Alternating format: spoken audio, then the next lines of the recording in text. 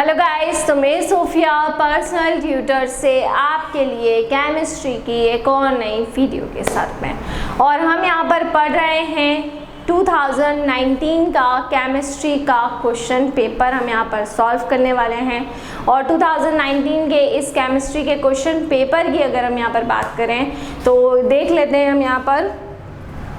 चलिए 2019 का question paper हम यहाँ पर सॉल्व करके देख लेते हैं कि किस तरह से 2019 का जो क्वेश्चन पेपर है वो सॉल्व हो रहा है। क्वेश्चन नंबर बच्चों 27 मैंने आपको करवा दिया है, 26 का ऑप्शन वाला जो क्वेश्चन था वो भी मैंने आपको करवा दिया है।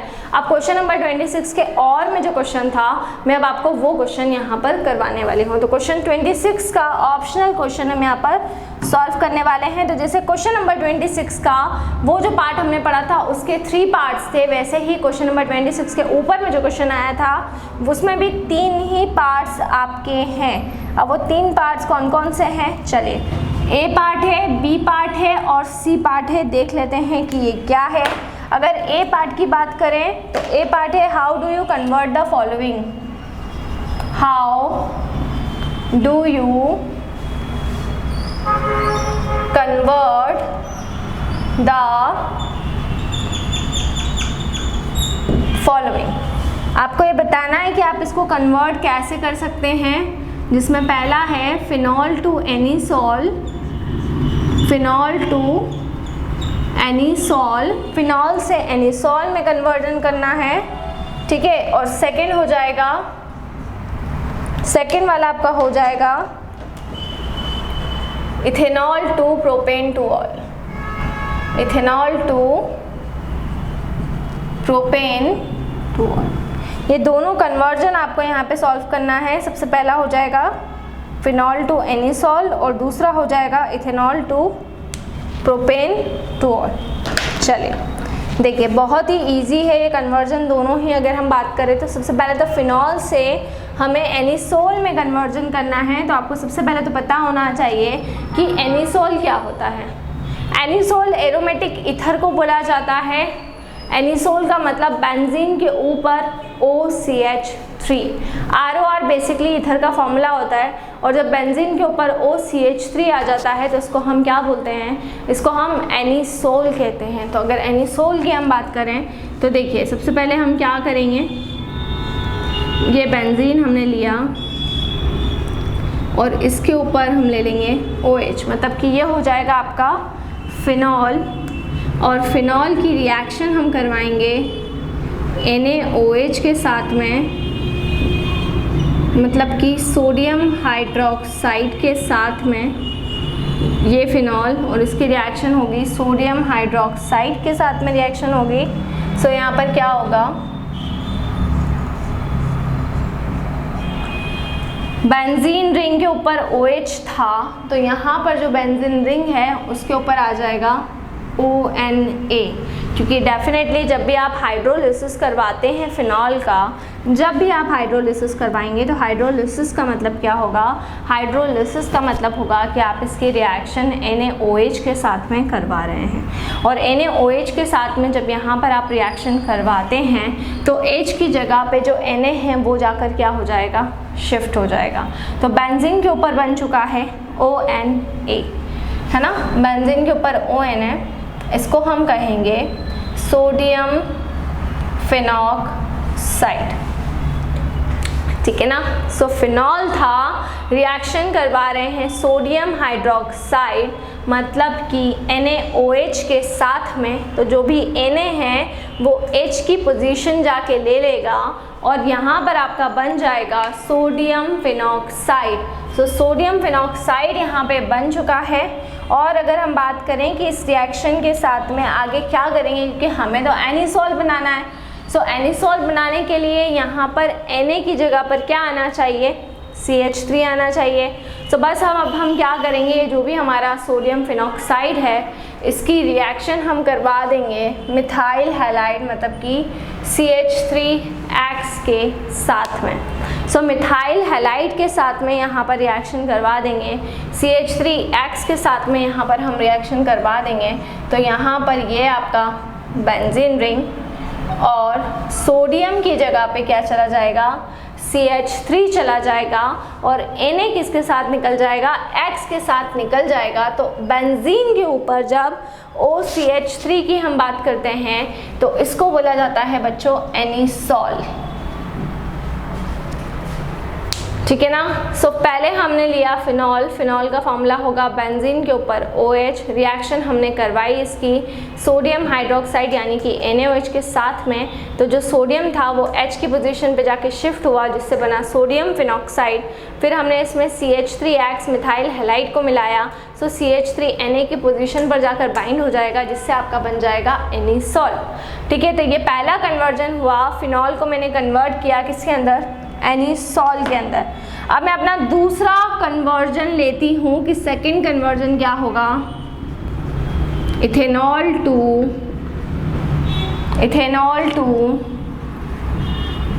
प्रोपेन टू ऑल,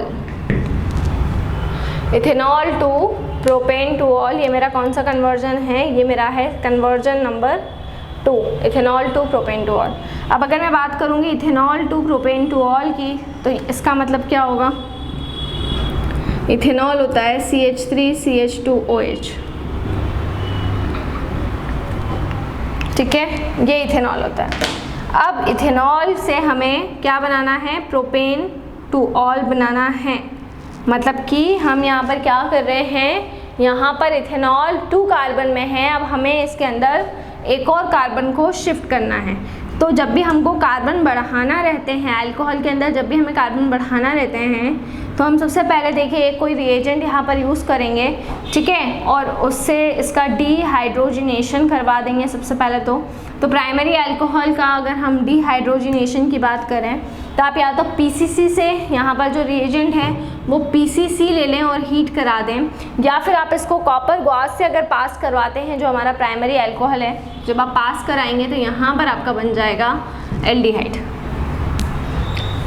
ठीक है ना। सो सबसे पहले प्राइमरी अल्कोहल को PCC से पास करा के या तो हीट करवाया या फिर कॉपर गॉस से पास करवा के इसको हीट कराएंगे तो ये एल्डिहाइड में कन्वर्ट हो गया है। तो यहाँ पर हमारा बन चुका है एसीटल्डिहाइड, है ना। अब कार्बन इसमें इंक्रीज करने के लिए तो एल्डिहाइड के अंदर हम आसानी से ग्रिग्नार्ड रिएजेंट का यूज़ कर सकते हैं और ग्रिग्नार्ड रिएजेंट से इसकी रिएक्शन करवा सकते हैं। सो ग्रिग्नार्ड रिएजेंट हम ले लेंगे CH3MgBr, RMgX, that is Grignard reagent. तो RMgX मतलब कि CH3Mg और Br के साथ में हम यहाँ पर इसकी रिएक्शन करवा दे रहे हैं और साथ में हम इसका एसिडिफिकेशन भी करवा रहे हैं। तो ग्रिग्नार्ड रिएजेंट जो होता है CH3MgBr होता है, H+ एसिड की प्रेजेंस में यहाँ पर हम एसिडिफिकेशन करवा देंगे। सो यहाँ पर अब क्या होगा, यहाँ पर आपका जो बन जाएगा, जब हम ये रिएक्शन यहाँ पर करवाएंगे ग्रिग्नार्ड रिएजेंट के साथ में तो डेफिनेटली देखिए अगर मैं CH3CHO को ब्रेक करके लिखूँ बच्चों तो ये इस तरीके से होगा। तो अब होता क्या आपको अच्छे से पता है कि MgBr जो ऑक्सीजन रहता है उससे आकर बाइंड हो जाता है और जो इसमें से CH3 रहता है वो कार्बन से आके बाइंड हो जाएगा। तो आगे जब रिएक्शन बढ़ेगी तो होगा CH3C CH3 और नीचे आ जाएगा OMgBr, है ना, OMgBr, है ना। तो यहाँ पर जो डबल बॉन्ड है वो सिंगल बॉन्ड में कन्वर्ट होता है और ग्रिग्नार्ड रिएजेंट में हमेशा MgBr ऑक्सीजन से जाके बाइंड होता है और CH3 जो होता है वो कार्बन के साथ में जाकर बाइंड हो जाता है, ठीक है। अब फर्दर हम इसका क्या करवा देंगे, एसिडिफिकेशन करवा देंगे। तो जब फर्दर इसका एसिडिफिकेशन करवा दिया जाएगा तो यहाँ पर आपका बन जाएगा OH। तो ये आप देख सकते हैं यहाँ पर आपका बन चुका है 2 मिथाइल प्रोपेन टू ऑल, यहाँ पे आपका बन चुका है, ये आपका बन गया है प्रोपेन टू ऑल। इसको आप चाहो तो इस तरीके से ना सही आप पूरी एक कंबाइंड चेन बनाकर भी यहाँ पर लिख सकते हो। तो ये आपका प्रोपेन टू ऑल यहाँ पर फॉर्म हो गया है। तो इस तरीके से आप कन्वर्जन कर सकते हैं, ठीक। ठीक है ना। तो ये आपका सेकंड कन्वर्जन था। तो ये मैंने क्वेश्चन नंबर रिएक्शन नंबर 26 का आपको पहला पार्ट करवाया। अब मैं यहाँ पर आपको क्वेश्चन नंबर 26 का सेकंड पार्ट बताती हूँ कि सेकंड पार्ट जो आपको एग्ज़ाम में आया था वो सेकंड पार्ट क्या था। ये हमने फर्स्ट पार्ट, तो देखिए ए वाले पार्ट में भी दो क्वेश्चन थे कन्वर्जन। पहला कन्वर्जन था फिनॉल टू एनिसॉल और दूसरा कन्वर्जन था ethanol to propane two ol. ठीक है, सो यहाँ पर अगर हम फर्स्ट वाले की बात करें तो उसमें भी दो ही कन्वर्जन आपको दे रखे थे, फिनॉल टू एनिसॉल और ethanol to propane two ol. अब यहाँ पर हम बी वाला पार्ट देख लेते हैं कि यहाँ पे बी वाला जो पार्ट है वो क्या होगा। सो बी वाले पार्ट की अगर हम बात करें, इसका बी वाला पार्ट क्या है देख लेते हैं। Why phenol undergoes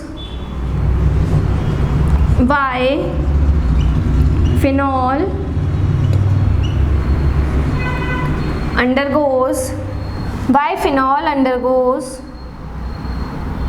electrophilic substitution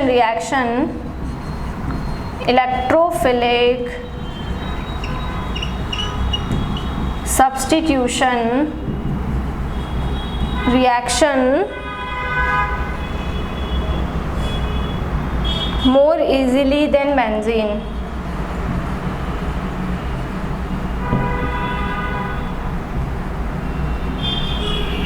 ये आपको बताना है। Why phenol undergoes electrophilic substitution reaction more easily than benzene, ऐसा क्यों होता है? ठीक है, सो इसका आंसर हो जाएगा due to involvement of lone pair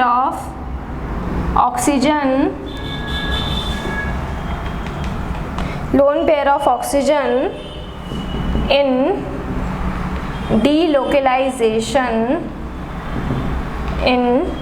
delocalization makes the benzene ring electron rich। अब होगा क्या, यहाँ पर जो भी इन्वॉल्वमेंट हो जाएगा लोन पेयर ऑफ ऑक्सीजन का, ठीक है, जो भी इन्वॉल्वमेंट रहेगा लोन पेयर ऑफ ऑक्सीजन का किसके अंदर, डीलोकलाइजेशन के अंदर, उसकी वजह से जो भी बेंजीन रिंग हमारी होती है वो कैसी हो जाती है, वो इलेक्ट्रॉन रिच हो जाती है। तो इसका आंसर क्या होगा कि why phenol undergoes electrophilic substitution reaction more easily than benzene, क्योंकि यहाँ पर जो भी लोन पेयर ऑफ ऑक्सीजन होते हैं उनका इन्वॉल्वमेंट रहेगा डीलोकलाइजेशन के अंदर, और उसकी वजह से जो भी हमारी बेंजीन रिंग होती है वो कैसी हो जाएगी, बेंजीन रिंग हमारी इलेक्ट्रॉन रिच हो जाएगी। और इसीलिए फिनॉल बहुत ही इजीली इलेक्ट्रोफिलिक सब्स्टिट्यूशन रिएक्शन में पार्टिसिपेट करते हैं एज कंपेयर टू बेंजीन। सो ये एक सबसे करेक्ट आंसर होगा। चलिए, सो ये आपका हो गया है बी वाला पार्ट। अब यहाँ पर एक स्मॉल हम रिवीजन यहाँ पर ले लेते हैं कि किस तरह से ये क्वेश्चन हमने सॉल्व किया। तो देखिए, सबसे पहला था कि how do you convert the following. Phenol से आपको एनिसॉल में कन्वर्जन करना था और इथेनॉल से आपको प्रोपेन टू ऑल के अंदर कन्वर्जन करना था। सबसे फर्स्ट ऑफ ऑल हमने यहाँ पर फिनॉल को लिया और उसकी रिएक्शन हमने किसके साथ में करवाई, सोडियम हाइड्रोक्साइड मतलब कि NaOH के साथ में। सो फिनॉल जब सोडियम हाइड्रोक्साइड से रिएक्शन किया तो Na जो था वो H की पोजीशन पर आकर अटैच हो गया, जिससे हमारा बना बेंजीन के ऊपर ONa, जिसको हम कहेंगे सोडियम फिनॉक्साइड। आफ्टर दैट इसके अंदर हम CH3X मिला देंगे, मतलब कि मिथाइल हैलाइड मिला देंगे। तो Na की पोजीशन पर कौन जाके बाइंड हो जाएगा, जो CH3 है वो Na की पोजीशन पर जाके बाइंड हो जाएगा, जिससे बन जाएगा हमारा एनिसॉल। ठीक है, फिर सेकंड हो जाएगा हमारा ethanol to propane two ol. तो इथेनॉल मतलब PCH3CH2OH, पीसीसी की प्रेजेंस में या तो हीट करवा दें या फिर कॉपर गुआच की प्रेजेंस में हीट करवा दें, एज यू विश। जैसे ही हीट करवाएंगे, सबसे पहले यहाँ पर बन गया आपका एसिटल्डिहाइड, जिसको हम कह रहे हैं CH3CHO, ठीक है। और उसके बाद में आफ्टर दैट इसकी रिएक्शन हम ग्रिग्नार्ड रिएजेंट मतलब कि CH3MgBr के साथ में करवा देंगे। तो यहाँ पर क्या होता है, देखिए मैंने आपको ये फॉर्मूला इसका एक्सपांड फॉर्म में लिखा है। MgBr O के साथ जाके जुड़ जाएगा, CH3C के साथ जाके जुड़ जाएगा। फर्दर एसिडिफिकेशन जब हम करवाएंगे तो वहाँ पर OH ग्रुप आके जुड़ जाएगा। अगला क्वेश्चन हो जाएगा, why phenol undergoes electrophilic substitution reaction more easily than benzene.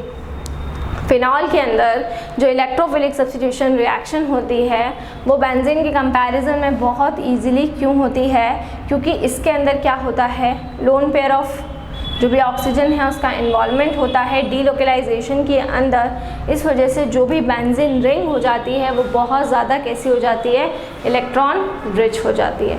तो इस तरीके से आपको देखिए क्वेश्चन नंबर 26 का ए पार्ट हमने किया और बी पार्ट हमने किया।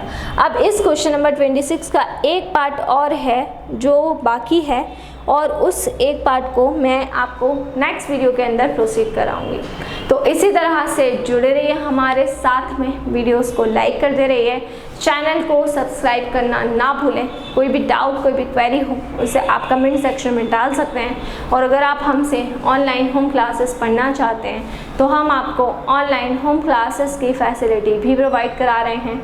हमसे ऑनलाइन होम क्लासेस पढ़ने के लिए डिस्क्रिप्शन में जाकर सारी डिटेल्स ले लें और हमसे कांटेक्ट करें। घर पर रहें, सुरक्षित रहें, बाहर ना निकलें, बहुत ज़रूरी हो तो ही बाहर निकलें। Stay home, stay safe and study hard, ठीक है। और मैंने आपको 2020 का पेपर ऑलरेडी सॉल्व करवा दिया है, तो जो भी बच्चे मेरी ये वाली वीडियो देख रहे हैं वो प्लेलिस्ट के फोल्डर में जाएं, 2020 डालें, वहाँ से आपको 2020 का जो मेरा एग्ज़ाम का पेपर है वो मिल जाएगा। सो वहाँ से आप इजीली 2020 का जो एग्ज़ाम पेपर है उसको आप स्टडी कर सकते हैं। Thank you so much. और ये जितने भी क्वेश्चन हैं, ए वाला क्वेश्चन, बी वाला क्वेश्चन, ए वाला मैंने आपको करवा दिया है। 27 ऑलरेडी कंप्लीट हो गया है, 26 का केवल एक पार्ट और बाकी है, वो कंप्लीट करेंगे तो 26 भी हमारा कंप्लीट हो जाएगा, ठीक है। So stay home, stay safe. 2020 में 2019 का पेपर घर में बैठ के सॉल्व करना है। Thank you.